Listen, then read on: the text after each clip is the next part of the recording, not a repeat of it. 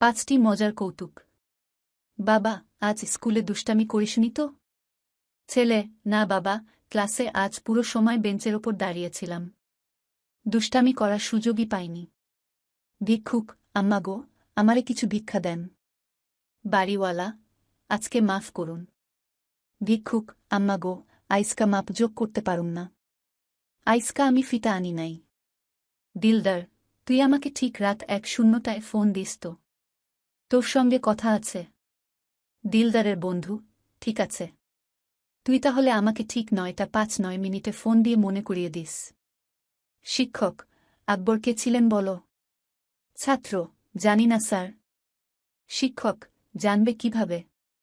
ক্লাসের দিকে একটু মনোযোগ দাও, জানতে পারবে। ছাত্র, আচ্ছা স্যার, আপনি জানেন সুমন কে? শিক্ষক, না, কেউ নি। ছাত্র, স্যার, আপনার মেয়ের দিকে একটু মনোযোগ দিন, জানতে পারবেন।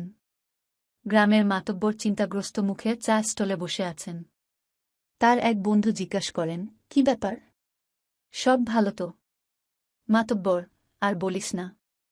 2 টনের এসি কিনে বাড়ি আনার পর ওজন করে দেখি সেটা মাত্র 32 কেজি। এভাবে ঠকাবে আমার ধারণার বাইরে।